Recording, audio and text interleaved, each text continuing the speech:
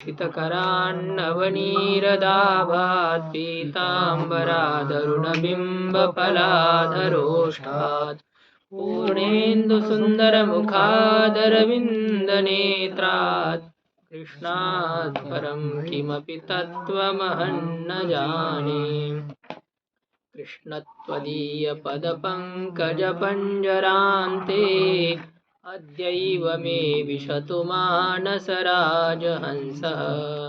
प्राणप्रयाणसमये कफवातपित्तैः कण्ठावरोदनविधौ स्मरणं कुतस्ते सच्चिदानन्दरूपाय विश्वोत्पत्त्यादिहेतवे तापत्रयविनाशाय श्रीकृष्णाय वयं नुमः। यं प्रव्रजन्तमनुपेतमपेतकृत्यं द्वैपायनो विरहकातराजुहाव पुत्रेति तन्मयतया तरभूविनेदुस्तं सर्वभूतहृदयं मुनिमानतोऽस्मि। जन्माद्यस्य यतोऽन्वयादितरतश्चार्थेष्वभिज्ञः स्वराट् तेने ब्रह्महृदाय आदिकवये मुह्यन्ति यत्सूरयः तेजो वारिमृदां यथा विनिमयो यत्र त्रिसर्गो मृषा धाम्ना स्वेन सदा निरस्तकुहकं सत्यं परं धीमहि। नारायणं नमस्कृत्य नरं चैव नरोत्तमं देवीं सरस्वतीं व्यासं ततो जयमुदीरयेत्। नमामि गंगे तव पादपङ्कजं सुरासुरैर्वन्दितदिव्यरूपं मुक्तिं च ददासि नित्यं भावानुसारेण सदा नराणाम्। ओम शांति शांति शांति। कल हम लोगों ने भीष्माचार्य जी के द्वारा युधिष्ठिर महाराज जी को दिव्य उपदेश दिया गया, इसकी चर्चा की। और अनंतर जैसे ही उत्तरायण का प्रारंभ हुआ तो भीष्माचार्य जी ने अपने सभी अंतःकरण इंद्रिय आदि वृत्तियों को केंद्रित करके निर्निमेष नेत्र से भगवान की ओर ही देख करके अपने प्राण को अंदर ही रोक लिया। मतलब उनके प्राण का निर्गमन तो होना नहीं है ये कहा, क्योंकि ज्ञानी के प्राण का उत्क्रमण नहीं होता है। जैसे हमारे प्राण इस शरीर से निकल करके चले जाते दूसरे शरीर में, हमको जाना है, लेकिन जो महापुरुष होते हैं उनको तो कहीं जाना नहीं है, तो उनके प्राण यहीं पर ही व्यापक जो वायु है उसमें लीन हो गए। यह बात हो गई, ब्रह्म स्वरूप में स्थित हो गए भीष्माचार्य जी।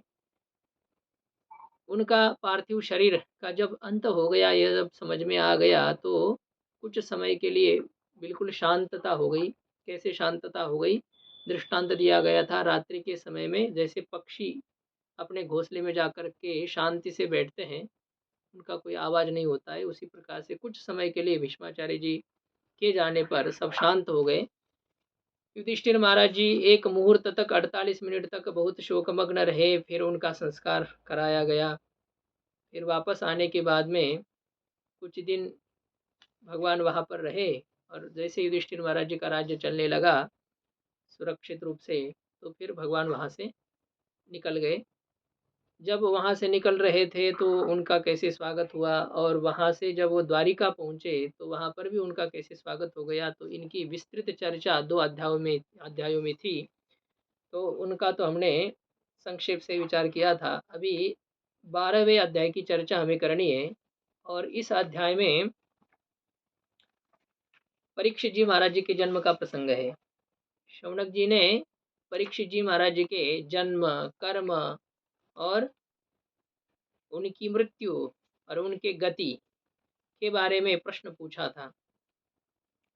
अश्वत्थामा के द्वारा प्रक्षिप्त ब्रह्मास्त्र से, भयंकर ब्रह्मास्त्र के तेज से जिनका वैसे तो अंत हो चुका था, उत्तरा के गर्भ में ही परीक्षित जी मर चुके थे, लेकिन भगवान श्री कृष्ण की कृपा से फिर से भी जीवित हो गए, अंदर चले गए थे। अब ये बात आगे तो कहनी ही है। तो उनकी मृत्यु हो गई थी, लेकिन भगवान की कृपा से वे फिर से जीवित हो गए। तो ऐसे जो परीक्षित जी महाराज है कि जिनको माँ के गर्भ के बाहर आने से पहले ही भगवान का दर्शन हो गया, ऐसे भाग्यशाली परीक्षित जी हैं।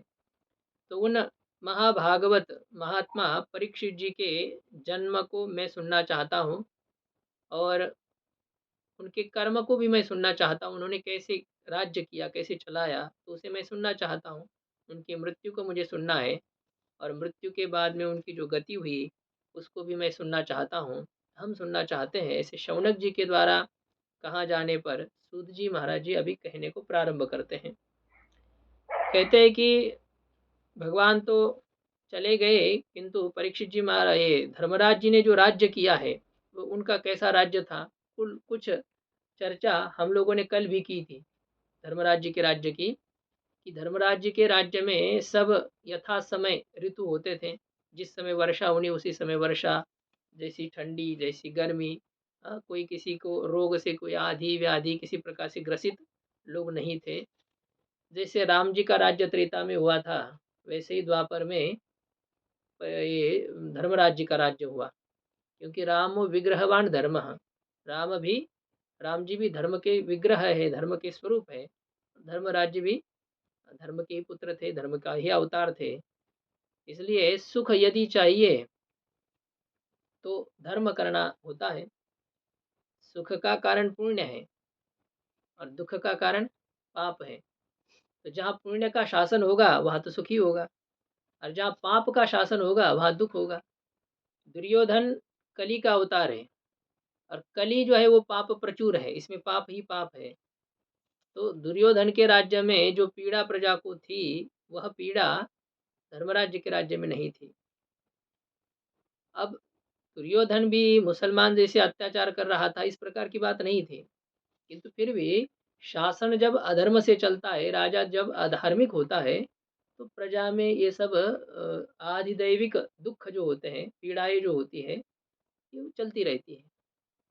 इंद्रादिक देवताओं का जो है, उनका सम्मान जब नहीं हो पाता है, तो फिर समय पर वर्षा नहीं होती है, अतिवृष्टि, अनावृष्टि, व अत्यधिक ही गर्मी, अत्यधिक ही ठंडी, अथवा ठंडी ही नहीं है। ये सब ऋतुओं की जो अपने अपने समय पर बहुत महिमा है, सब आने चाहिए।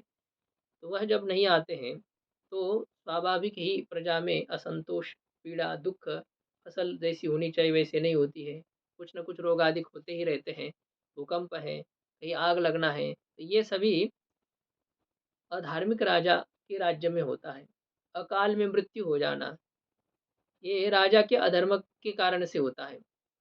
जैसे हम लोग सुनते हैं कि द्वारिका में भी एक जो ब्राह्मण था, जिस ब्राह्मण के पुत्र का जन्म होने के बाद तुरंत बाद उसकी मृत्यु होती थी। तो ब्राह्मण के कई संतान हो गए, और जैसे जन्म होता तो ब्राह्मण का वो बालक मर जाता। मर जाता क्या, उसका शरीर तक नहीं मिलता। वो कहाँ ले जाता, कौन ले जाता, कोई समझ में नहीं आ रहा था। कई बालक ब्राह्मण के हो गए।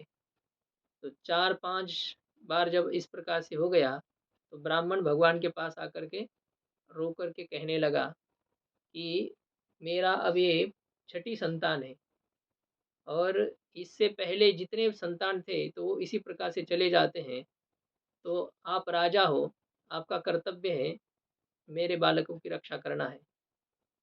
तो भगवान को इस प्रकार से कहने पर अर्जुन भी वहाँ पर उपस्थित थे। तो अर्जुन ने कहा कि आपके बालकों की रक्षा मैं करता हूँ। तो उन्होंने कहा कि देखिए, यदि तुम रक्षा नहीं कर पाए तो फिर देख लेना, शाप दूंगा, जो कुछ है ऐसे। तो अर्जुन ने कहा कि आप शाप देने की जरूरत नहीं है, यदि मैं आपके पुत्र की रक्षा नहीं कर पाया तो मैं अग्नि में अपने इस शरीर का विसर्जन कर दूंगा, जला दूंगा इस शरीर को। अर्जुन वहां पर पहुंचे, जैसे बालक का जन्म होना था, और पूरा बाण का एक कवच बनाया कि कोई भी दैवी शक्ति भी उसमें प्रविष्ट नहीं हो सकती है। इस प्रकार का वो दिव्य कवच था। बालक का जन्म हुआ, आवाज एक बार बालक की रोने की आई, और दूसरे क्षण में फिर जो था वो बालक तो कहीं चला गया, जो बाण का जो कवच बनाया गया था वो टूट गया, और बालक कहाँ चला गया कुछ पता नहीं चला। ब्राह्मण अपनी छाती पीट पीट करके रोने लगा। कि तुम जैसे नपुंसक उनका ये काम नहीं है। अच्छा मैं भगवान के पास जा रहा था, कृष्ण भगवान के पास, तुमने बीच में ही कहा कि मैं रक्षा करूँगा, वो कदाचित कर पाते। तो ऐसे अर्जुन को जब बुरी तरह से वो कुछ न कुछ कहने लगा, तो अर्जुन ने कहा कि आप चिंता मत कीजिए, आपके बालक को मैं वापस दिला दूँगा। अर्जुन तो अर्जुन ही थे, वे भी तो भगवान के ही अभिन्न सखा है और नर नारायण नर-ऋषि का अवतार है। यमराज जी के दरबार में पहुँच गए। यमराज जी को कहा कि वो ब्राह्मण का बालक दो। यमराज जी ने कहा कि ये हम भी नहीं लाए उस ब्राह्मण के बालक को, तो हम जानते नहीं हैं। तो अब क्या करें, यमराज जी तक उस बालक को वापस नहीं पहुँचा पाए। तो फिर अर्जुन वापस आकर के वही अपना जैसा था, वो अग्नि पर वो जैसे जाने लगे, तो भगवान ने कहा कि अर्जुन रुक जाओ, मैं पता बताता हूँ कहाँ है वो बालक। ऐसा, और भगवान और अर्जुन दोनों, तो ये जो है ना, इसमें जहाँ तक सूर्य की गति है, उसके आगे पूरा अंधेरा है, जहाँ कोई जा नहीं सकता है, कुछ नहीं, उसको ये कुछ कहते हैं आगे। पंचम स्कंद में ये जो खगोल भूगोल की चर्चा आएगी, उसमें यह सब विचार है कि सूर्य भगवान जो है ना, उदयाचल पर्वत और अस्ताचल पर्वत यहाँ तक है, लेकिन उसके बाद में जब है, तो वहाँ कोई प्रकाश नहीं है, अंधेरा ही अंधेरा है। तो वहाँ भगवान का ही एक धाम है, भगवान का एक स्वरूप वहाँ पर मौजूद है। तो भगवान अर्जुन को लेकर के वहाँ चले गए, सुदर्शन चक्र के द्वारा रास्ता दिखाया गया, और वहाँ पहुँच कर के फिर भगवान का वहाँ उनको दर्शन भी हुआ, और फिर वहाँ उस ब्राह्मणों के पुत्रों को उनको वापस मिल गए, ब्राह्मणों के पुत्र को लेकर के आए। मैं कथा आपको इसलिए सुना रहा हूँ, ये कोई विषय इस प्रकार का था, राजा यदि अधार्मिक होता है, तो ये इस प्रकार की घटनाएँ होती है। ब्राह्मण ये कह रहा था, तुम भले यज्ञ आदि करते हो बहुत कुछ, भगवान को ही कह रहा था सबके सामने, लेकिन मेरे बालकों की मृत्यु हो रही है, इसका मतलब कहीं न कहीं अधर्म है। तुम्हारे पाप के कारण से ये सब हो रहा है। राजा पापी यदि हो, तो फिर प्रजा में असंतोष, प्रजा में ऐसी पीड़ा चलती रहती है। जब धर्म का शासन हो, तो वहाँ पर तो क्या कहना, सब सुख से युक्त रहते हैं। तो धर्मराज जी ने प्रजा का जो पालन किया, कैसे किया? सूत जी महाराज जी कह रहे हैं कि धर्मराज जी ने, पिता जैसे अपने पुत्र की रक्षा करता है, पुत्र का पालन-पोषण करता है, उसी प्रकार से धर्मराज जी ने प्रजा का पालन किया है। अब आप आगे हम देखेंगे कि जो कुछ आय होता है ना, आता है कर आदि के रूप में। सम्राट थे, बहुत कुछ संपत्ति तो आती थी, लेकिन धर्मराज जी प्रजा के लिए इतना उसका खर्चा करते थे कि उनका कोष एक बार खाली हो गया ऐसा। देखेंगे, हम विचार करेंगे, मतलब कितना निष्ठापूर्वक प्रजा की सेवा धर्मराज जी करते थे। यह भी नहीं होना चाहिए राजा को कि उनको फ्री में कुछ दिया जा रहा है, उनको चावल मिल रहे हैं, उनको आटा मिल रहा है, उनको भोजन मिल रहा है। यह जब होता है ना, तो लोग निकम्मे हो जाते हैं। वैसे मिल जाता है तो अपना परिश्रम करना छोड़ देते हैं, और जो कुछ मिलता है उसे शराब पीना, नशा करना, कुछ-कुछ ऐसे कर देंगे, और बाकी भोजन तो मिल ही रहा है। इस प्रकार से होता है। इसलिए कोई राजा यदि किसी को भोजन देता है, अपनी प्रजा में सबको भोजन बाँटता है, ये कोई उचित नहीं होता है। उनको अपने परिश्रम का खिलाना चाहिए, अपना परिश्रम करके ये करें। हाँ, यदि आप उनका पालन ही करना चाहते हो, तो उनको आप काम दीजिए। उनको कहना कि ये ऐसे-ऐसे काम है, ये आप कर लीजिए, और फिर उनके माध्यम से उनके मुँहबदला के रूप में उनको देना चाहिए। ऐसा ही राजा का ये होता है। जैसे छत्रपति शिवाजी महाराज आदि। तो जो लोग पढ़े-लिखे नहीं है, कुछ जैसे कार्य नहीं कर पाते, तो उनके लिए उस हिसाब से कार्य राजा को देना चाहिए। तो शिक्षित बेकार जो हम कहते हैं ना आजकल जो, ये सरकार का कर्तव्य दायित्व है। इनको कुछ न कुछ इस प्रकार के कार्यों में लगाया जाए, जिससे कि वो अपने मेहनत का, अपने परिश्रम का खा सके, परिश्रम करके। और जो परिश्रम करके करेगा, तो उसको फालतू का समय ही नहीं है फिर। दिन भर काम किया हुआ व्यक्ति इधर-उधर की बातें क्यों करेगा? शांति से बैठते ही क्या है, बैठे-बैठे सो जाएगा, नीचे गिरने की भी ज़रूरत नहीं। तो यह होता है। तो उन्होंने प्रजा का पालन किया, इसका मतलब ये नहीं कि उनको जाकर के घर-घर में रोटी पहुँचती थी। ये इसको पालन नहीं कहते हैं। ये तो अपने कोई बड़ा पुत्र हो जाता ना, 20-21 ऐसे साल का भी हो जाए ना, तो उसको भी इस प्रकार की रोटी माँ-बाप को खिलानी नहीं चाहिए वैसे देखा जाए। तुम अपना परिश्रम करो। हाँ, यदि तुम पढ़ते हो तो बात अलग है। तुम्हारी पढ़ाई नहीं है और तुम भार बन रहे हो हमारे ऊपर, ये कब तक चलेगा?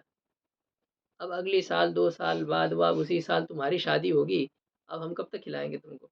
तुम्हें भी अपने पैर पर खड़ा रहना है। तो ये शिक्षा जैसे माँ-बाप को देनी पड़ती है, राजा भी अपनी प्रजा का उसी प्रकार से पालन करता है। धर्मराज जी ने उस प्रकार से प्रजा का पालन किया। कैसे थे धर्मराज जी? कहा कि निस्पृहः, स्पृहा रहित थे। अपेक्षा, इससे और ये हो जाए, वो हो जाए, इस प्रकार की कोई अपेक्षा धर्मराज जी को नहीं थी। और भगवान श्री कृष्ण के चरण कमल के सेवा के लिए ही ये क्या है, जन सेवा है ही ईश्वर सेवा होती है। तो उनकी उस प्रकार की प्रसन्नता के लिए ही भगवान ने कहा कि धर्मराज तुम्हें राज्य करना है। तो भगवान के प्रसन्नता के लिए धर्मराज जी राज्य करते थे। संपदः कृतवः लोकाः महिषी भ्रातरो मही जम्बूद्वीपाधिपत्यं च यशश्च त्रिदिवं गतम्। उनकी संपत्ति कैसे थी धर्मराज जी की? कह रहे हैं सब प्रकार से उनमें विपुल मात्रा में था। भोग भोग और भोग्य भोग के उपकरण आदि संपत्ति जो हो, साधन जितने हैं, पैसा है, पर्याप्त है। यज्ञ आदि धर्मराज जी करते हैं। और कर देने वाले लोग भी बहुत है, जिससे कि कुछ चलता है। राज्य में ये सब आना होना चाहिए। आप बाँट रहे हैं, आपका व्यय जितना हो रहा है, तो उतना आय भी होना चाहिए। आप 100 रुपए खर्चा कर रहे हो, तो आपको आमदनी कम से कम 150-200 होनी भी चाहिए। तो खर्चा चल रहा है आपका 100 का और आ रहे हैं आपके पास में 50 रुपए। तो 50 रुपए तो आपके सर में पड़ रहे हैं ना। और मानो ये प्रतिदिन का यदि 50 रुपए ऐसे आपका अतिरिक्त खर्चा होता रहा, तो 1 महीने के वो 1500 बन जाते हैं। 1 साल के वो कितने हो जाएँगे? 18,000 हो जाएँगे। तो फिर क्या 1-2 साल के बाद में तो आत्महत्या हो जाएगी और क्या कर पाएँगे आप? तो ये जितना आपका आय है, उसी प्रकार से व्यय होना चाहिए, आधे मात्रा में कम से कम। तो उस प्रकार से राजा को राज्य चलाना चाहिए, ये सब था। रानियाँ जो उनकी द्रौपदी थी, भाई थे, दिग्विजयी भाई थे, भीम, अर्जुन जैसे। पूरे जम्बूद्वीप पर धर्मराज जी का आधिपत्य था। उनकी कीर्ति स्वर्गलोक तक धर्मराज्य की कीर्ति फैली हुई थी। लेकिन क्या इस प्रकार के भोग्य पदार्थ भी धर्मराज जैसे महापुरुषों को संतुष्ट करने में सक्षम हो सकते हैं? उनमें वो लगे हुए हैं, पूरी तरह से भूल गए हैं भगवान को। यह बात नहीं थी। ये कहा जा रहा है, जिस प्रकार से कोई भूखा व्यक्ति हो और उस भूखे व्यक्ति को भोजन के अलावा चाहे जितनी सामग्री आप दे दो, तो भी उसकी संतुष्टि हो सकती है क्या? नहीं ना, उसको तो भोजन चाहिए ना। अच्छा चलो, बहुत नींद हमको आई है, हैं? और आपको कहा कि नींद के अलावा आपको जो चाहिए हम देंगे, हैं? बस सोना नहीं है, 10-15 दिन तक आप सोइए मत, आपको प्रतिदिन के 1000 रुपए, 2000, 10,000 रुपए देंगे। सोना नहीं है, तो आप कितने दिन तक जग सकते हैं? हैं? अब बैठे-बैठे जैसे आँख आपकी खुली हो तो भी आपकी इंद्रिय कोई कार्य नहीं करेगी। आपको तो नींद ही चाहिए, बाकी और आपको कुछ नहीं चाहिए। इसी प्रकार से जिनका मन भगवान के भजन में लगा हुआ है, तो ऐसे भले ही बाहर से कुछ कार्य करते हुए भी दिखाई दे, लेकिन तो भी ये सब भोग्य पदार्थ उनके संतुष्टि के लिए नहीं होते हैं। ये बात कही है, किन्ते कामः स्पार्हाः। ये जो भोग्य पदार्थ थे युधिष्ठिर महाराज जी के, इंद्रादिक देवताओं के द्वारा भी स्पृहणीय, इंद्रादिक देवता भी इनकी कामना करे इस प्रकार के राज्य की, ऐसी संपत्ति थी। लेकिन मुकुंद मनसः, भगवान में ही मन है जिनका, भगवान में अनुरक्त चित्त वाले ऐसे जो युधिष्ठिर महाराज जी है, तो उनके प्रसन्नता के लिए क्या ये सब संपत्ति हुई? क्या उनको प्रसन्न करने के लिए समर्थ हो पाई ये संपत्ति? नहीं, नहीं हो सकती। चाहे जितनी भोग सामग्री से भक्त की तृप्ति नहीं होती है, और यदि हो जाए तो उसे कैसे भक्त कहा जाए? तो चल रहा है, जैसा प्रारब्ध है, जिस प्रकार से है, कर रहे हैं, बाहर से भले ही राज्य करते हुए दिखाई दे रहे हैं, किंतु फिर भी लिप्त नहीं है। जैसे कमल जल में रहता है और अलिप्त रहता है, उसी प्रकार से पूर्णतः अलिप्त होकर के धर्मराज जी राज्य कर रहे हैं। अब बात आ रही है परीक्षित जी के जन्म की। मातुर्गर्भगतो वीरः स तदा भृगुनंदन ददर्श पुरुषम कंचित दह्यमानोस्त्र तेजसा।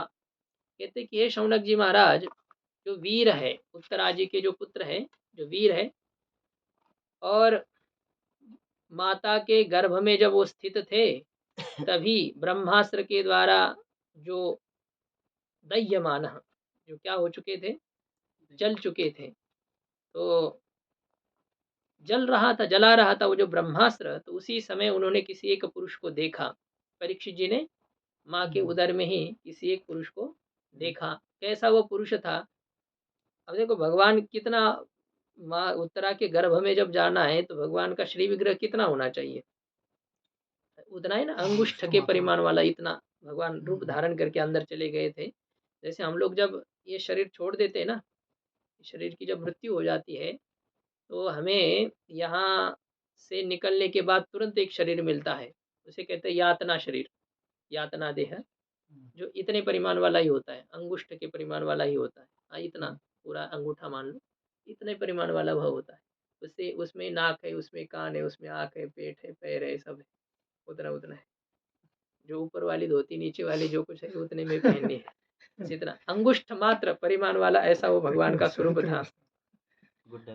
हाँ, हाँ, जो अमलम, निर्मल वो भगवान का स्वरूप था, सुंदर था, सुवर्ण से सुशोभित था, स्फुरत पुरट मौलिनम, मतलब ऐसे चमकने वाला जो सोना उससे युक्त मुकुट है जिसका, सुंदर दर्शन है जिसका, और बिजली के समान कांति है जिनकी, ऐसे ऐसे भगवान के स्वरूप का वर्णन किया, जो चतुर्भुज है और जिनकी आंखें रक्त के समान लाल है, क्योंकि क्रोध आया है, क्रोध के कारण से भगवान की आंखें लाल नेत्र के लाल रंग की है।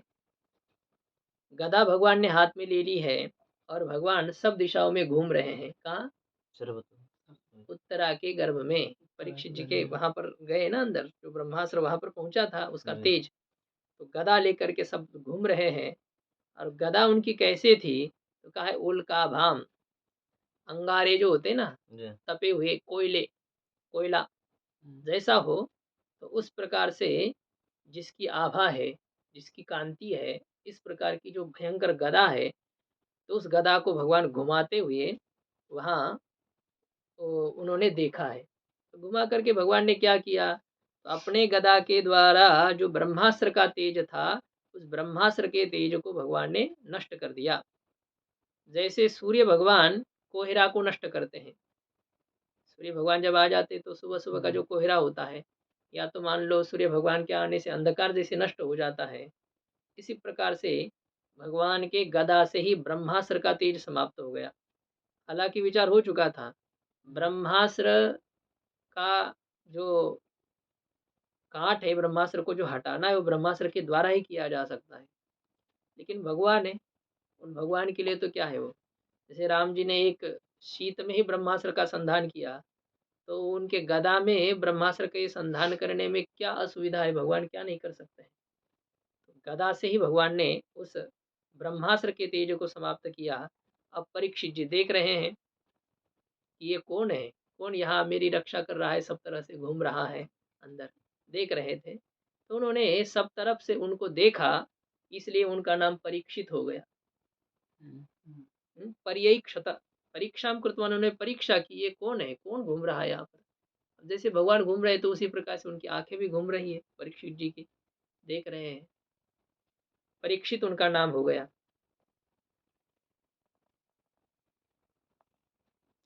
थोड़ी देर भगवान वहां रहे, जो कि धर्म रक्षक है, व्यापक है, जिन्होंने उस ब्रह्मास्त्र के तेज को समाप्त किया है, और ऐसे भगवान फिर वहां से अंतर्धान हो गए, उत्तरा के गर्भ से बाहर आ गए।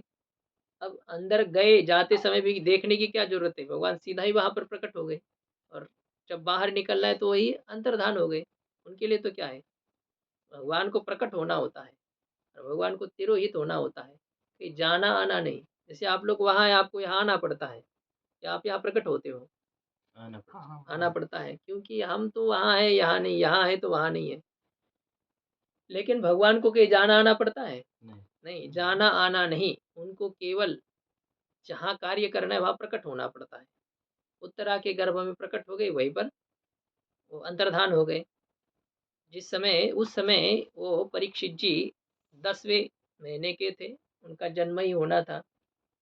ऐसे दशमास्यस्य ऐसा भागवत जी में कहा है, जो 10 महीने के शिशु थे, तो उन्होंने देखा कि भगवान उसी समय अंतर्धान भी हो गए। कहते हैं कि उसके बाद में थोड़े ही कम समय में ही सर्वगुणोदर के सभी गुणों की उत्तरोत्तर अधिकता है, जिसमें इस प्रकार का जो लग्न है, क्या है, जन्म जब होता है ना, तो उसमें जो जन्म काल हमारा रहता है, तो उसके ऊपर हमारी कोई जो विशेषता है वो आश्रित रहती है, जिसको हम जन्म कुंडली आदि जो देखी जाती है ना, जन्मांक जो देखना है, तो वो एक उस समय की ग्रह स्थिति कैसी है, कौन से ग्रह अनुकूल है, कौन से उच्च ग्रह है, ये सब होने पर यदि अनुकूलता होती है तो विशेष बालक जो जन्म लेते हैं, तो वो इस प्रकार से कोई ना कोई उनके कुंडली में रहता है, जन्मांक में उनका रहता है। भगवान का ही जन्मांक देखते हैं तो 5 ग्रह भगवान के उच्च थे, ऐसे कहा जाता है। उनकी है उसमें जन्म कुंडली भी भगवान की दी है। श्रावण वद्य अष्टमी को, जो भाद्रपद वद्य अष्टमी को जो भगवान का जन्म है, उस समय ग्रह स्थिति कैसे थी, वैसे ही परीक्षित जी का जब जन्म हो चुका है, तो सब ग्रह अनुकूल थे। सब ग्रह की अनुकूलता होने पर, जो कि बहुत कुछ विशेषता सूचक ऐसे ग्रह की स्थिति होने पर, फिर पांडु के वंश को चलाने वाले, पांडु के तुल्य ही पराक्रमी, इस प्रकार से ये परीक्षित जी महाराज जी का जन्म हो गया, इनका प्रादुर्भाव हो गया। पांडु मतलब इनके परदादा, परीक्षित जी के परदादा। इनके दादाजी तो धर्मराज, अर्जुन, भीमसेन, नकुल, सहदेव है, इनके परदादा थे पांडु। तो पांडु जिस प्रकार से थे, तो उसी प्रकार से उन्हीं के समान ही उनके वंश को चलाने वाले, उनके समान ही सामर्थ्य से संपन्न ऐसे परीक्षित जी महाराज जी का जन्म हुआ। अब जैसे परीक्षित जी महाराज जी का जन्म हो गया, तो धर्मराज जी बहुत संतुष्ट हो गए। तस्य प्रीतमनः राजा विप्रैर्धौम्य कृपादिभिः जातकं कारयामास वाचयित्वा च मंगलम। संतुष्ट चित्त वाले युधिष्ठिर महाराज जी ने, जो उनके पुरोहित थे, पांडवों के पुरोहित कौन थे? धौम्य ऋषि थे, कृपाचार्य थे, और जितने वहाँ पर ब्राह्मण थे, उन सभी ब्राह्मणों से पुण्याह वाचन करके, जो बालक के जन्म होने पर क्या कहते हैं उसमें, वो भी शांति पाठ और पुण्याह वाचन आदि ये सब करा के नूतन बालक का उन्होंने जातकर्म संस्कार किया। और उस समय परीक्षित जी धर्मराज जी ने बहुत दान किया है। बालक के जन्म होने पर दिया हुआ जो दान है वो अक्षय होता है, ऐसा कहा गया है। पुत्र के जन्म होने पर यदि दान दिया जाता है, किया जाता है, तो अक्षय होता है। लेकिन वह भी दान तभी करना चाहिए जब वो नालच छेदन नहीं हुआ है, मतलब जो माँ के नाभि से जो बालक का वो जुड़ा हुआ रहता है ना, वो नाल उसमें, तो उसको काटा जाता है। उसको काटने से पहले ही ये दान आदि किए जाते हैं, क्योंकि उसके बाद में सूतक लग जाता है। ये तो परीक्षित जी महाराज सब जानते थे। अब आजकल तो आपको पता भी नहीं लगे कब काटा गया, कब क्या है, क्योंकि कब आपको सूचना आती है कोई ये नहीं है। डॉक्टर लोग तो कैसे क्या शैतान है वो तो क्या। लेकिन उस समय तो ये सब घर में ही होता था, दाई रहती थी, तुरंत सब पता चलता था क्या है कैसा है, और सब घर में ही होता था। वैद्य भी उसी प्रकार से उनके अपने निजी रहते थे। सोना, गो, पृथ्वी, गांव, मतलब बहुत सारे गांव भी किसी किसी को दिए, हाथी, घोड़े, राजा, ये सब दे दिया। ब्राह्मणों को भंडारा घूमने की कोई जरूरत नहीं थी धर्मराज जी के राज्य में। जहाँ 1 किलोमीटर, हाँ, 2-3 किलोमीटर जाना, 2-3 किलोमीटर आना, और 3 क्या 100 रुपए है, उतना तो बेचारों को दिन भर सोना पड़ता है, वो पूरी जो थकान आई है उसको मिटाने के लिए। तो ये सब ब्राह्मणों को करने की कोई ज़रूरत नहीं थी। पर्याप्त दक्षिणा धर्मराज जी देते थे। ये सब उन्होंने दिया ब्राह्मणों को जो देना है, और वो जानते थे कब देना है, तो उन्होंने उसी समय दे दिया। ब्राह्मण भी बहुत संतुष्ट हो गए। हैं? दक्षिणा मिलती तो संतुष्ट तो होना ही होना है। तो तम ऊचुः ब्राह्मणः तुष्टः राजानं प्रश्रयान्वितम्। तो ये संपत्ति से प्रसन्न हुए जो ब्राह्मण हैं, वो ब्राह्मण नम्रता से उस राजा को कहा, उन्होंने धर्मराज जी को कहा, क्या कहा है? कहा कि ये आपका जो पुरुवंश है, ये कौरव वंश है, इस कौरव वंश के प्रवृत्ति के निमित्त ये चलाना था ना, नहीं तो ये तो अंतिम ही वो आशा बाकी थी कि और तो इनके वंश में कोई बचा ही नहीं था। तो केवल पांडवों के वंश को चलाने के लिए भगवान ने इनको जीवित रखा है। ये तो मर गए थे, लेकिन भगवान ने दिया है अपनी ओर से।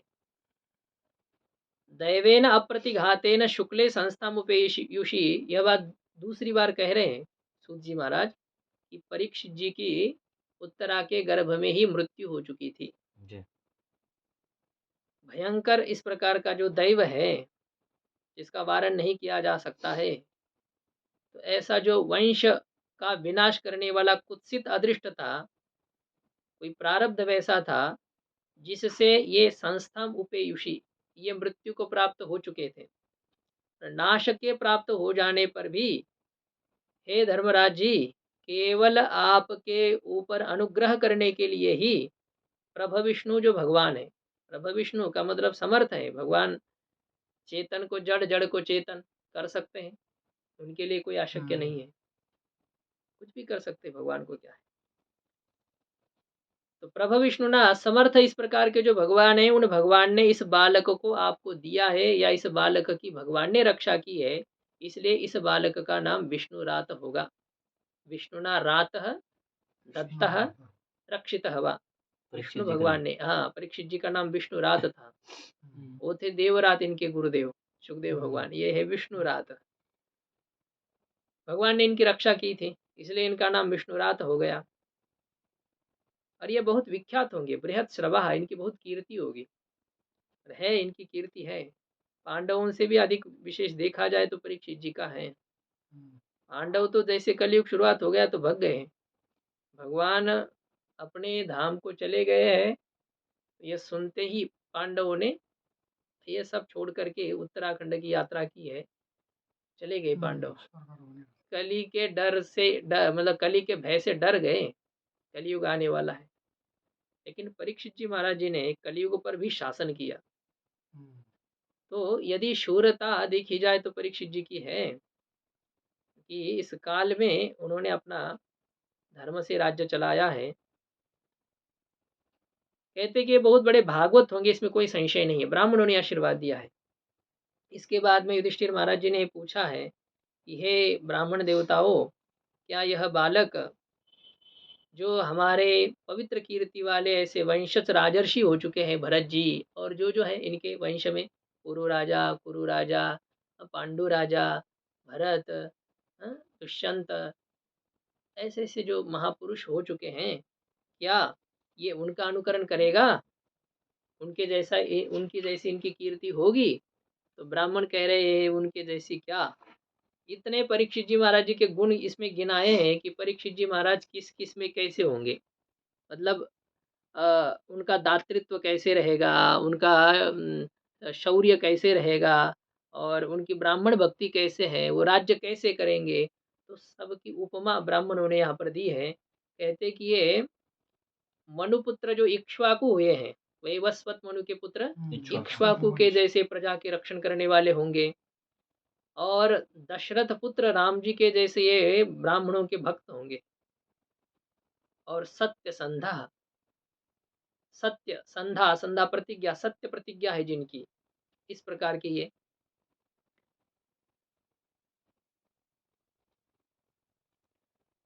सत्य जिनको प्रिय है, जो कभी सत्य का परित्याग नहीं करने वाले, इस प्रकार के राम जी जैसे थे, उसी प्रकार से यह भी होंगे, सत्य का पालन करने में और ब्राह्मणों के भक्ति में ये प्रभु रामचंद्र जी जैसे होंगे। दातृत्व इनका कैसा रहेगा? बोले जिस प्रकार से उशीनर पुत्र शिवी हुए थे, शिवी जिस प्रकार से उदार थे, दाता थे, उसी प्रकार से इनका दातृत्व होगा। जैसे वो इनकी परीक्षा लेने के लिए इंद्र और अग्नि, एक ने कपूत का रूप धारण किया और एक ने गीध का रूप धारण किया। तो गीध जो है वो तो कबूतरों को खाता है, छोटे छोटे जो होते हैं उनको खा जाता है। तो इंद्र जो है वो कबूतर बना और इनके पास आया, डर से उसके जो है ना वो हिल रहा था इसे। तो राजा ने उनको अपने पास में रखा, जैसे आया तो पीछे से वो भी आ गए। बोले राजन ये मेरा भक्ष है, मुझे दे दो। बोले नहीं, ये मेरा शरणागत है, मैं इसे तुम्हें नहीं दे सकता हूँ। बोले वो शरणागत है तो मैं भी तो भूखा हूँ, मुझे भूख लगी है, तो मैं मर जाऊंगा, तो तुम्हें पाप लगेगा। यदि तुम उसको छोड़ दोगे तो मैं जीवित रहूंगा, और यदि तुम उसको नहीं दोगे तो फिर मैं मर जाऊंगा, पाप तो तुम्हें लगना ही है। तो उन्होंने, राजा ने कहा कि इसके बदले में तुम क्या चाहते हो? ये तो शरणागत है, मैं तो इसकी रक्षा करूंगा, जो कुछ हो जाए, चाहे मुझे प्राण क्यों न देना पड़े, एक कबूतर के लिए। ये मेरा शरणागत है, तो मैं इसको छोड़ नहीं सकता हूँ। तो वो भी तो ऐसा तो था ही नहीं, उसने कहा कि मैं मांस लूंगा लेकिन किसी दूसरे का नहीं, तुम अपना मांस दो।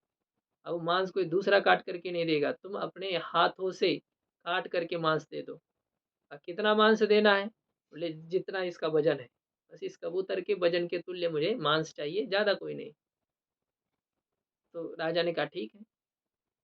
तराजू बुलाया गया, एक पलड़े में वो कबूतर को रखा गया, और दूसरे पलड़े में अपने हाथ से अपना मांस काट करके डाल रहे हैं। चिबी राजा अपने हाथों से काट रहे हैं। अब पूरा मांस काट दिया जहां तक है, हाथ का, इधर का, उधर का, नीचे वाला, इधर वाला, लेकिन फिर भी वो कबूतर तो विचित्र ही कबूतर था, उसकी बराबरी नहीं हो रही थी। तो जब उस मांस से बराबरी नहीं हो रही थी तो बहुत कुछ तो काटा ही था अपने शरीर, तो दूसरे पलड़े में खुद ही जाकर के बैठ गए। ले भाई मुझे खा लो पूरा, लेकिन इस कबूतर को तुम्हें नहीं खाने दूंगा मैं, क्योंकि वो शरणागत है। ऐसे उनकी वो दातृत्व को देख करके इंद्र और कब जो थे अग्निदेव साक्षात प्रकट हो गए। उनको जैसे जैसे पहले थे उस प्रकार से किया, देवताओं के लिए अशक्य तो है नहीं। और उन्होंने कहा कि आपके जैसा दाता कभी आगे भी नहीं होगा, इस प्रकार से कहा था। लेकिन यहाँ कहा जा रहा है कि जिन्होंने अपना मांस शेन पक्षी को दे करके शरणागत कपूत की रक्षा की थी, ऐसे जो प्रसिद्ध शिवी राजा थे, तो उन्हीं के जैसे ये दाता होंगे, शरणागत वत्सल इस प्रकार से होंगे। यदि कोई शरण आएगा तो वो अपना प्राण दे करके उसकी रक्षा करेंगे। और यही बात बहुत भारी पड़ी परीक्षित जी को, जरूरी नहीं था कली को शरण देने की। हम्म, चाहते परीक्षित जी तो कली को दंड दे सकते थे, लेकिन शरण आया, दीनवत शरणंगतः जैसे आता है, पैर पकड़ करके रोने लगा कि मुझे प्राणदान दीजिए, छोड़ दीजिए, छोड़ दीजिए।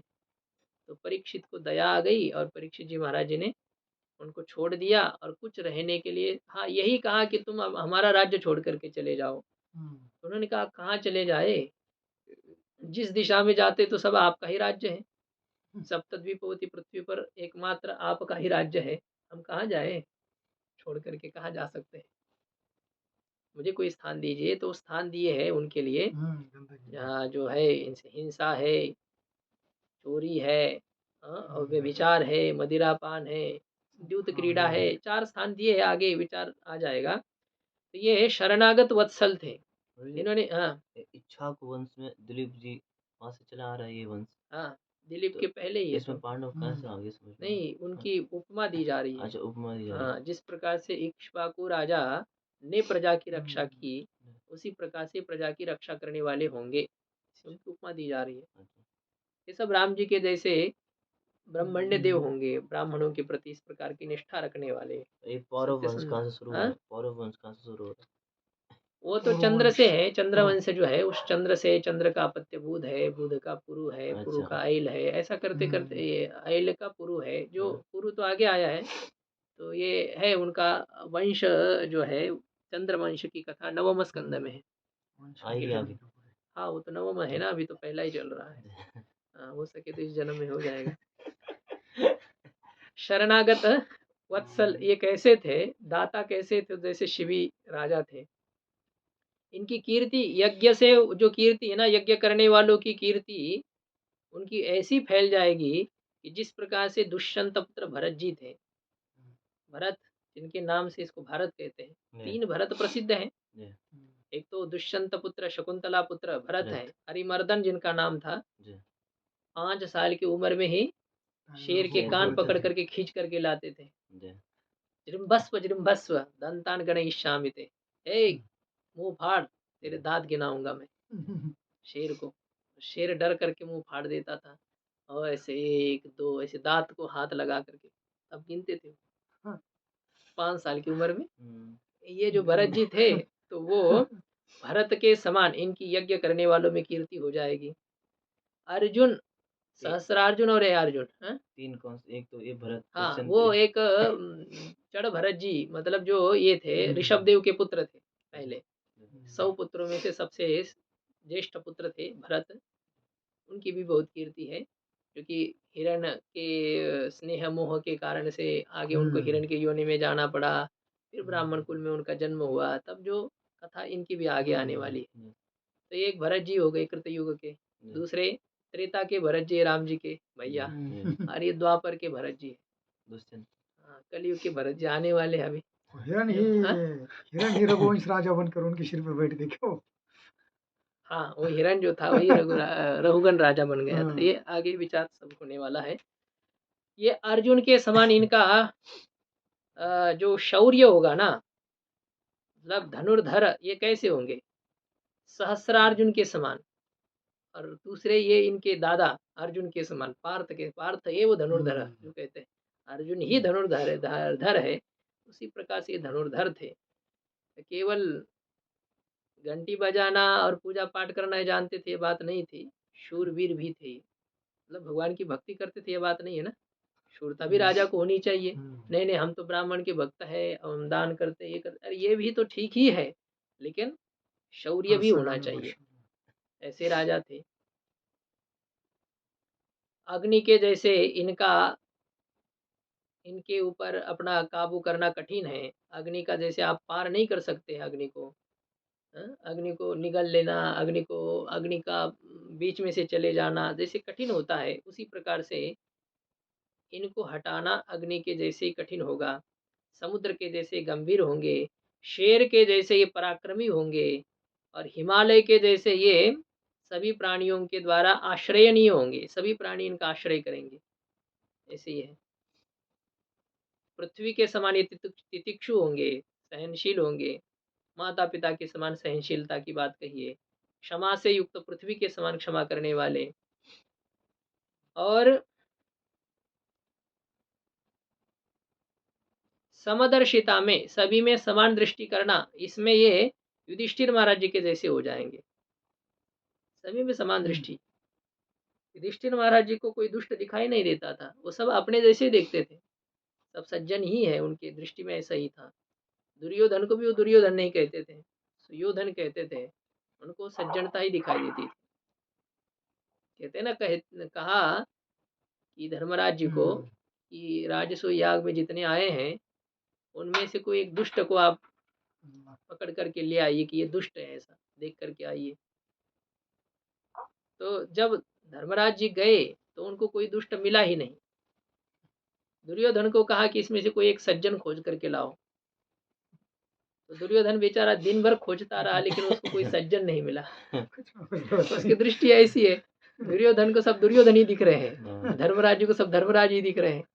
धर्मराज जी के दृष्टि में कोई असज्जन था नहीं, और दुर्योधन के दृष्टि में कोई सज्जन नहीं था, सब दुर्जन ही थे। ऐसा ये इनकी दृष्टि जो थी समदर्शी थी, अपने जैसे ही सब में भगवत दृष्टि थी। और जो सब में भगवान का दर्शन करता है, उसको किसी में दोष कैसे दिखाई देंगे। ऐसे समदर्शिता में ये युधिष्ठिर महाराज जी जैसे हो जाएंगे। सभी प्राणियों का ये आश्रय वैसे होंगे जैसे कि भगवान आश्रय हैं। भगवान श्री कृष्ण के भी बारे में कहा है कि सभी गुणों से ये ऐसे युक्त होंगे कि जैसे कि भगवान श्री कृष्ण ही हो। रंतिदेव जैसे उदार, क्या-क्या उनके बहुत बातों की चर्चा यहाँ पर की गई है। और ये राजर्षियों को जन्म देने वाले, जन्मेजय जैसे राजर्षि इनके पुत्र होंगे। और ये धर्म का अतिक्रमण करने वाले का शासन करेंगे, दंडित करेंगे। कली का भी ये निग्रह करने वाले हैं, धर्म के रक्षा के लिए कलियुग का भी ये निग्रह करेंगे। लेकिन अब बात तो आती ही आखिरी, इतना जब कोई चलता है करता है तो एक दिन छोड़ करके जाना भी तो होता है। तो मृत्यु भी इनकी होगी तो कैसी होगी? तक्षकात आत्मनः मृत्युम द्विज पुत्रोपसर्जितात्। कहते हैं कि ब्राह्मण पुत्र के द्वारा प्रेरित जो तक्षक हैं, जी। उस तक्षक से अपने मृत्यु को सुन करके ये मुक्त संग होकर के, देह शरीर मतलब शरीर है और घरदार है, संपत्ति है, पुत्र आदि है, इन सब की आसक्ति का परित्याग करके ये भगवान के धाम को प्राप्त करेंगे। द्विज पुत्र यहाँ पे ब्राह्मण पुत्र या हाँ, द्विज? ब्राह्मण पुत्र है, शमीक ऋषि के पुत्र हैं। ये तक्षक से हाँ, जिनको ये किया, उनका शमीक ऋषि के पुत्र का नाम जो है अभी कौशितकी नदी का तो जल लेकर के उन्होंने श्राप दिया था, अभिशाप दिया था। श्रृंगी, शमीक का पुत्र श्रृंगी, उस श्रृंगी ने इनको शाप दिया है। अब ये भी कथा आगे आने वाली है, क्यों शाप दिया उन्होंने, यह सब उनके चरित्र में हम आगे देखने वाले हैं। मृत सर्प ऋषि के गले में इन्होंने डाला, तो इस कारण से जैसे उनके पुत्र को पता चला, तुरंत उन्होंने जल, हाथ में जल लेकर के अभिशाप दे दिया कि जिस कुलांगार ने ये घृणित कृत्य किया है, मेरे समाधिस्थ पिता के गले में मृत हार डाल दिया है, तो उसी को आज से 7वें दिन तक्षक नाग डस करके उनकी मृत्यु हो जाएगी। इस प्रकार से अभिशाप उन्होंने दिया है। ये चर्चा आगे आएगी। तो कह रहे हैं कि वो मृत्यु से इनकी ये तक्षक के अंश से इनकी मृत्यु हो जाएगी। और उसी समय वेद व्यास जी के पुत्र जो सुखदेव भगवान है, सुखदेव भगवान से जिज्ञासित आत्म याथात्म्य, जान लिया है आत्मा का यथार्थ स्वरूप, परमात्मा का यथार्थ स्वरूप जिन्होंने, इस प्रकार के ये जो परीक्षित जी है, तो ये अपने शरीर को गंगा जी में विसर्जित करके जहाँ कोई भय नहीं ऐसे भगवत धाम को चले जाएंगे। इस प्रकार से राजा को, धर्मराज जी को बालक के सब आगे होने वाली घटनाओं का उपदेश करके, कथन करके, जो जातक कोविद थे, ज्योतिष शास्त्र में विचक्षण विद्वान थे ऐसे, तो जो ऐसे ब्राह्मण देवता थे, तो वे सब ऐसा कह करके अपने अपने घर को चले गए। कहते वे ही ये जो लोक विख्यात परीक्षित जी महाराज है, तो जिनकी भगवान ने रक्षा की थी और भगवान को जिन्होंने सब तरफ जन्म होने के बाद में भी देखा था। एक तो जब अंदर थे गर्भ में, उसी समय भी उन्होंने देखा था भगवान को, इसलिए परीक्षित नाम हो गया। और जैसे उनका जन्म हो गया, तो बाहर आते भी, आने के बाद भी वो सब तरफ देख रहे थे मैया को। जैसे बालक तो है, किसी एक तरफ देखे, ऐसा नहीं, ये सब तरफ देख रहे थे। और कहीं पर भी उनकी दृष्टि टिक नहीं रही थी। जितने लोग खड़े थे उनकी तरफ देखते जा रहे थे। क्यों देख रहे थे? परीक्षण कर रहे थे हाँ, गर्भों में किसने रक्षण किया, वो कौन जिसने है। मेरी गर्भ में रक्षा की है वो यहाँ है या नहीं है, इस प्रकार से देख रहे थे। और जैसे उनको भगवान दिखाई दिए, तो फिर वो वही उनकी दृष्टि टिक गई। तो भगवान ऐसे तब ही है। तक थे वहाँ पे जब हाँ, तक इनका जन्म हुआ। हाँ, तो भगवान थे। अब ऐसी बात होती है तो भगवान पहुंच भी जाते हैं, उनको क्या है, भक्त के लिए तो जब कभी है। ये सब भाव है ना, आपको कहा कि एक बार तो ये तो मृत्यु भी हो चुकी थी इनकी, तो भगवान ने जब इनको अपने गोद में लिया है सबसे पहले, तो अपने अमृत तुल्य कर कमलों से ही वो जीवित हो गए। और उनकी पहली दृष्टि, अब आँख खुलते ही दृष्टि तो ऊपर रहेगी ना, तो भगवान थे ऊपर, भगवान का उनको दर्शन हो चुका है। तो इन्होंने अपने माँ को भी नहीं देखा, सबसे पहले भगवान का दर्शन करने वाले ऐसे ये महापुरुष शायद इतिहास में पहले ही होंगे, जिनको भगवान के गर्भ में भगवान का दर्शन हुआ हो, माँ के गर्भ में ही। और माँ के गर्भ से बाहर आते ही इन्होंने अपने मैया का दर्शन नहीं किया, अभी तो भगवान का दर्शन किया। ऐसे ही इनका नाम परीक्षित हुआ। धीरे धीरे वह बालक बढ़ रहा है, जैसे कि शुक्ल पक्ष का चंद्रमा बढ़ता है, उसी प्रकार से उनकी वृद्धि हो रही है। आगे धर्मराज जी ने भी अश्वमेध याग किया, कि जो हमने बहुत सारे अपने ही संबंधी लोगों की हत्या की है, उस पाप को हटाने के लिए अश्वमेध याग करना चाहिए। इसलिए उन्होंने अश्वमेध याग किया।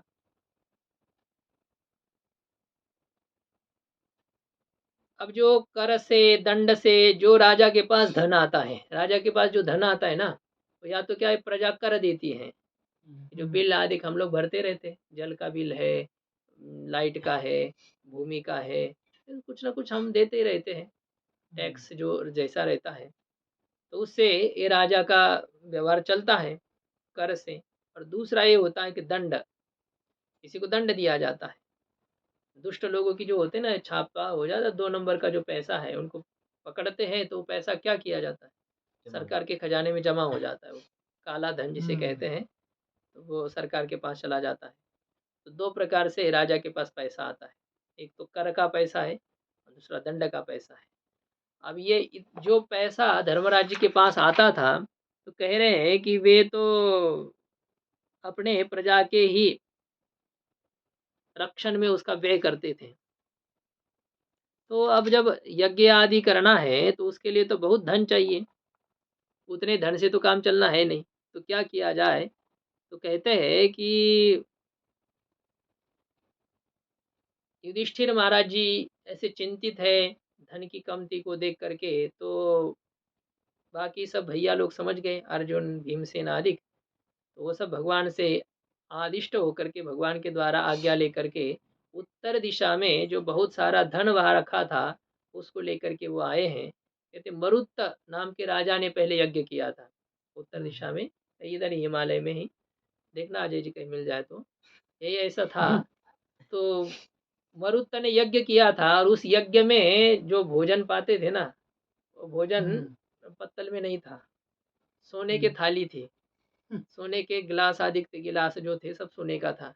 अब ब्राह्मण लोग भी कितना ले जाए रोज, झूठे पात्र, तो ब्राह्मण देवताओं ने भी सोने के सब थालियां वहां डाल रखी थी, झूठी थालियां वही रखी थी। तो एक छोटा मोटा पहाड़ जैसे वो सोने का हो चुका था। तो वो सब धन पांडव ले आए, और उससे ही उन्होंने 3 अश्वमेध याग को संपन्न किया। हुँ, ऐसे इस प्रकार से ये राज्य उनका चलता रहा। ये फिर यज्ञ होने के बाद में भगवान फिर अपने द्वारिकापुरी में चले गए। उसके बाद कहते हैं कि विदुर जी तीर्थ यात्रा में गए थे। ये सुना ही है ना, हुँ, कि बहुत उन्होंने समझाने का प्रयास किया, महाभारत हुँ, युद्ध ना हो इसलिए, पांडवों का अपना राज्य उनको दिया जाए। आप अपना हस्तिनापुर का राज्य कीजिए, उनको इंद्रप्रस्थ का राज्य दे दीजिए। कोई आपको परेशानी होनी नहीं चाहिए, उनका भी अपना अधिकार है। हालाँकि पूरा राज्य उनका है, लेकिन 2 भाग किए जा रहे हैं, वो उससे संतुष्ट है, तो उनको दे दीजिए। दुर्योधन मूर्ख, उसने हुँ, कहा कि नहीं, सुई के युद्ध नोक पे के बिना जितना आ सुई जाएगा। की नोक पर आने वाली भूमि भी हम नहीं, नहीं नहीं। देंगे। भगवान ने कहा ठीक है, उतनी भूमि भी तेरे बाप की नहीं रहेगी। बस उतना, उस प्रकार से सब हो गया। तो विदुर जी तीर्थ यात्रा करने के लिए गए थे, तो तीर्थ यात्रा में ही मैत्रेय हुँ, जी से उन्होंने, भगवान ने उनको जो ज्ञान सुनाया था, एकादश स्कंद में भगवान ने उद्धव जी का जो उपदेश किया है, तो उसमें मैत्रेय जी भी थे। हुँ, और मैत्रेय जी को कहा था कि ये ज्ञान आप मेरे प्रिय भक्त विदुर जी को सुनाना। तो इसलिए ये हरिद्वार में रहते थे विदुर जी, मैत्रेय जी। तो उनसे हुँ, उन्होंने ज्ञान प्राप्त किया, और फिर वे हस्तिनापुर में आ गए। विदुर जी महाराज, धर्मराज जी का राज्य चल रहा है अभी, हुँ, और हस्तिनापुर में वो आ गए। जो जानना था वो जिन्होंने जान लिया है, इस प्रकार से वो आए।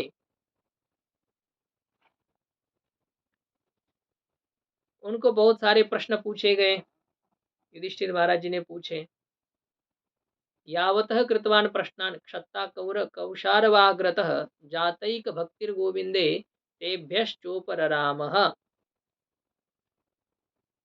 ये, हाँ, बात पहले ये हो रही है कि मैत्रेय के पास में जितने प्रश्न विदुर जी महाराज जी ने किए थे, उन सभी प्रश्नों का उत्तर उन्होंने दिया। लेकिन अब ज़्यादा प्रश्न के उत्तर सुनने से क्या मतलब? भगवान में यदि भक्ति प्राप्त हो चुकी है, उन अवशिष्ट प्रश्नों से वे उपरत हो गए, उन्होंने अत्यधिक प्रश्न नहीं किए। अब अधिक प्रश्न करने से क्या आवश्यकता है? जो हमें जानना था वो हमने जान लिया। या अब जो अनावश्यक है उसको जानने से क्या प्रयोजन? फालतू का समय गँवाने से। इसलिए उन्होंने जितना सुनना था, जितना आवश्यक था उतना सुन लिया और आगे प्रश्न और उत्तर उन्होंने सुनने की इच्छा नहीं की। ज्ञान उनको तो हो ही गया था और जैसे वे हस्तिनापुर में आए, तो अपने बंधु को आए हुए देख करके धर्मराज जो है, बंधु उनके भाई थे ये बात नहीं, लेकिन जो रक्षक होता है उसे भी बंधु कहते हैं। जो रक्षा करने वाला है उसे बंधु कहते हैं। बंधु का लक्षण किया है ना सुभाषितकार ने। उत्सवे व्यसने चैव दुर्भिक्षे शत्रु विग्रहे राजद्वारे श्मशाने च यस्तिष्ठति स बांधवः, उसे बंधु कहते हैं। वो बंधु होता है। उत्सवे, उत्सव में भी जो आपके साथ हो, जैसे आप चुनाव में जीत गए हैं तो नाचने में आपके साथ हो। और व्यसन, कोई संकट आ गया हो तो उसमें भी है वो व्यसन में। या तो जो जो होता है और भी व्यसन, तो ऐसा नहीं व्यसन होना चाहिए शराब पीने में। उसमें तो और नहीं क्या रहेगा है साथ, उसमें रहेगा साथ का। हाँ?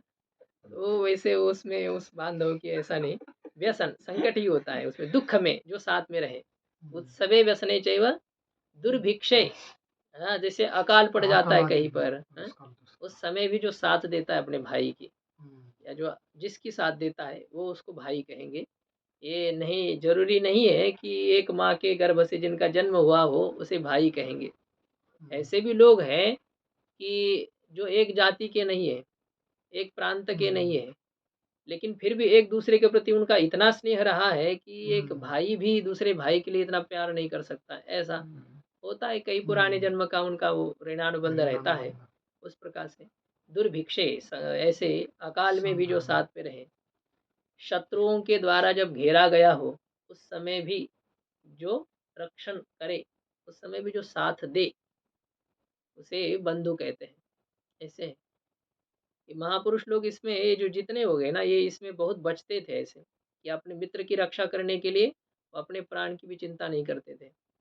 छत्रपति संभाजी को जो पकड़ाया गया है ना आखिरी बार, केवल अपने मित्र की रक्षा के लिए वो पकड़े गए। उनके जो मित्र थे, कवि कलुष ब्राह्मण थे उनके मित्र, एक क्षत्रिय थे, लेकिन इनका इतना प्रेम था कि भाई से भी ज्यादा एक दूसरे के प्रति स्नेह करते थे। और रहे भी है, वो एक थाली में भोजन पाए ये किया है। क्योंकि औरंगजेब के यहाँ से जब उनको दोनों को पकड़ाया गया था, छत्रपति संभाजी और छत्रपति शिवाजी को, तो उन्होंने अपने पेट का दुखने का निमित्त करके, हाँ, शिवाजी महाराज जी ने तो बीमार हो गए ऐसा दिखाया उन्होंने, बहुत बीमार, बहुत पेट दर्द हो रहा है। तो अब उनकी रक्षा करना औरंगजेब का भी विवशता थी, क्योंकि बहुत सारे राजपूत आदि थे, क्षत्रिय जो थे, अब इनके साथ कुछ कुत्सित व्यवहार किया जाए तो वो सब अलग हो जाएंगे। और उनको वैसे वहां ले जाने वाला था, क्या उसका नाम था, जो कोई राजपूत था, हाँ? शिवाजी महाराज जी को ना, हाँ, शिवाजी महाराज जी को ले जाने वाला मिर्झा राजा जय सिंह जो ले गया था उनको, तो उसने कहा था कि सुरक्षा की जिम्मेदारी मेरी है। और वो तो उनका वंशज था, महाराणा जी का। तो इसलिए अब औरंगजेब भी डरता था कि यदि मैं इनके साथ कुछ व्यवहार करूं, जैसा नहीं करना चाहिए, तो फिर ये यदि अलग हो जाए तो फिर तो मेरा राज्य नहीं चलेगा। इसलिए क्या है, उनको उन्होंने रखा था नजर कैद में, लेकिन उनकी बात सभी मानी जाती थी, छत्रपति जी की भी। तो उन्होंने कहा कि मेरे पेट में दर्द हो रहा है, मेरी प्रजा में मिठाई भेजो। उनको कोई तकलीफ होती है तो मुझे ऐसा दर्द होता है तो मिठाई भेजी जा रही थी। तो सब चेकिंग रोज होती थी वहां पर, बहुत बड़े बड़े पेटारे जाते थे, चेक रोज होता था। उनकी तो योजना ही थी एक दिन उसी पिटारे में बैठ करके चले जाना, निकल जाना ऐसे। तो रोज तो ऊपर ऊपर से चेकिंग होती रहती थी, तो वो नीचे से भी एक ऐसा बनाया था कि जिसमें वो ऊपर से देखेंगे मिठाई है और नीचे से बैठे हैं, इस प्रकार से करके एक में छत्रपति जी बैठे और एक में संभाजी उनके पुत्र बैठे चले, और उनके जगह पर दूसरा कोई सो गया।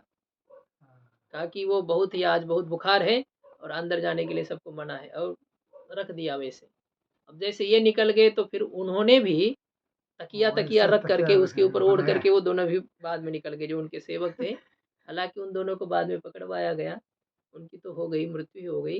हाँ, लेकिन ये जब दोनों वहाँ से निकल गए ना, तो यदि वो आगरा से महाराष्ट्र की ओर जाते तो पकड़े जाते, हुँ, क्योंकि ये तो सब वहाँ से वहाँ दूसरे तक उनकी रास्ते से सेना थी सब, तो हाँ, कैसे वो होता? तो उन्होंने क्या किया, चकमा दिया छत्रपति जी ने। मुंडन वो पट्टी तो दक्षिण की ओर नहीं जा कर के मथुरा की ओर आए। यात्रा अब कोई भी सोचेगा भाई उनको तो उधर जाना, इधर क्यों आएगा?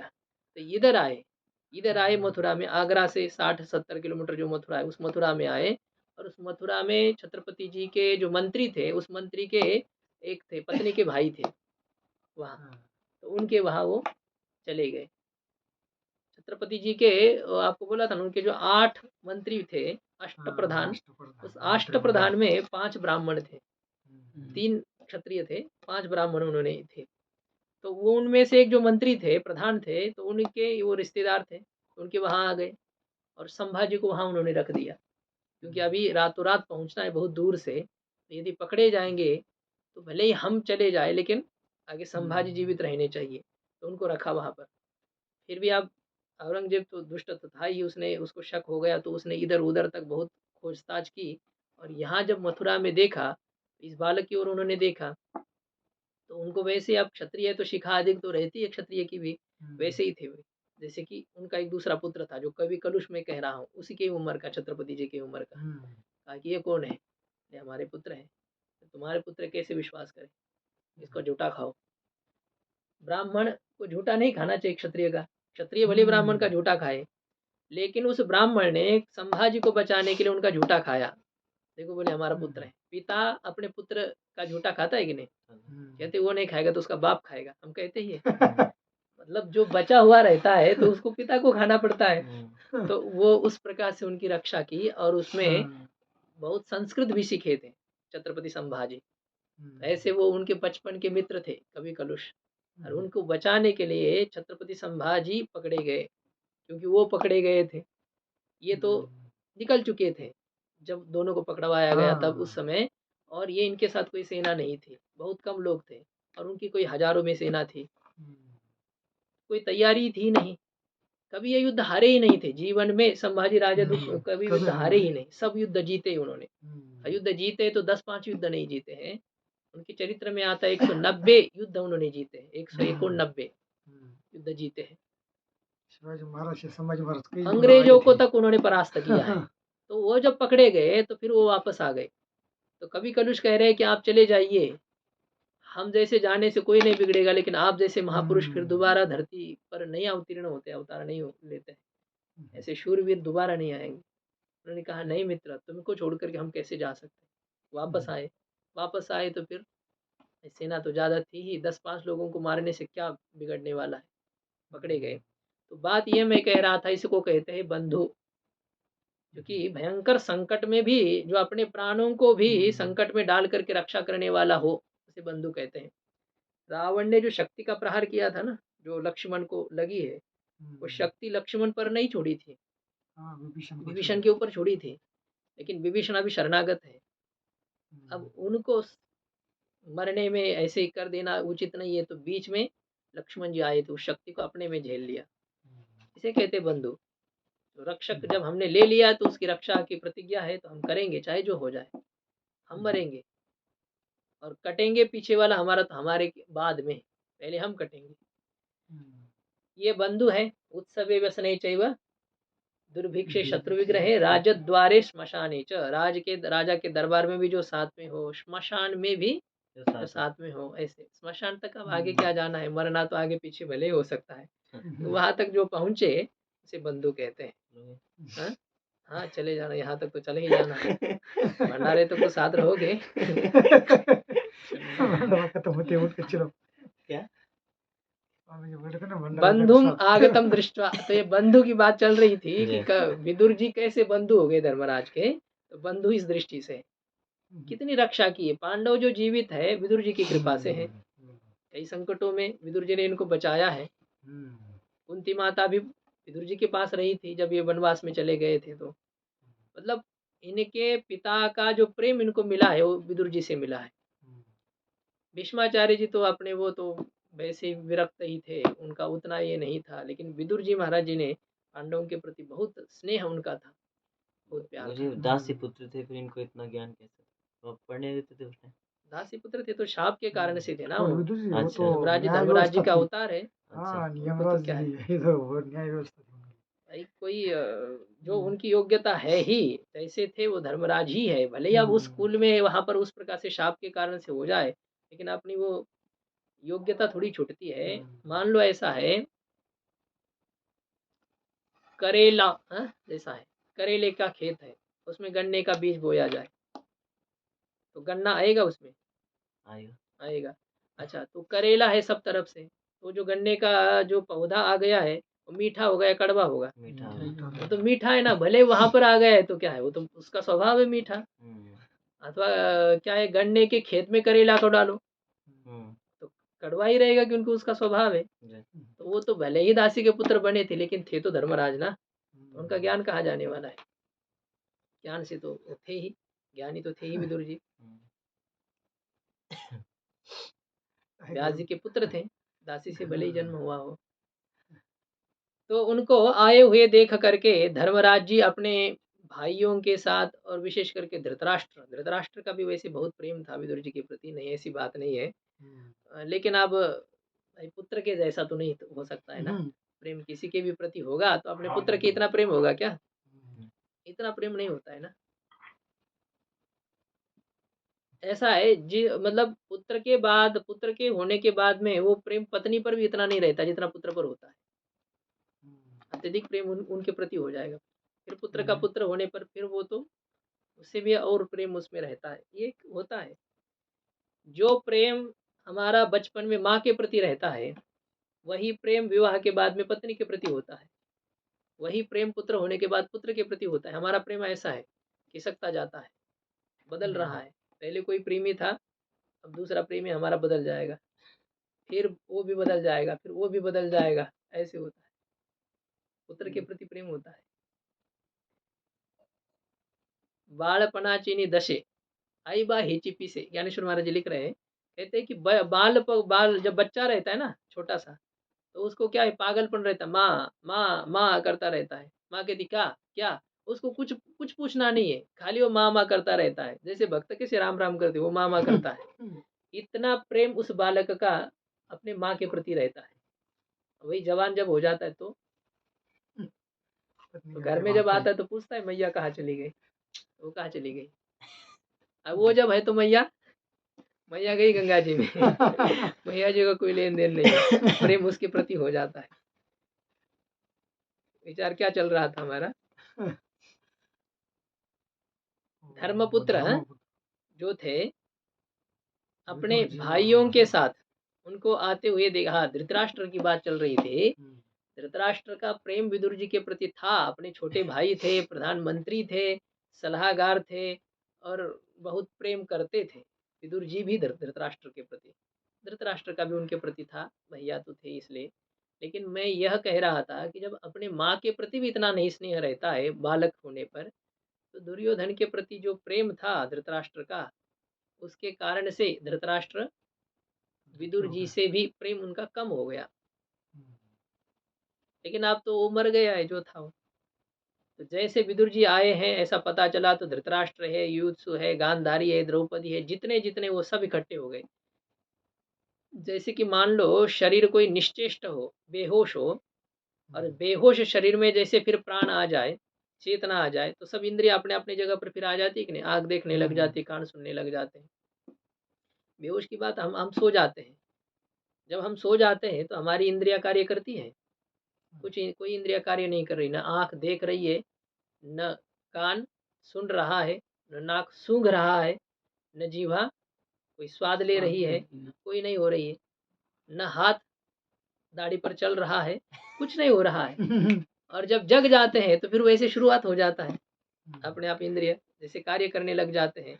इसी प्रकार से विदुर जी के आते ही सब वहाँ पर अत्यंत हर्ष से एकत्रित हो गए, इकट्ठे हो गए, और सबने उनकर मिल करके उनको, जैसे जो अपनी अपनी योग्यता है, जो उनसे छोटे थे उन्होंने उनको प्रणाम किया, जो बराबरी के थे वो उनको गले मिले, जो उनसे बड़े थे उन्होंने उनको प्रणाम किया, जैसे जो हो उस प्रकार से मिले।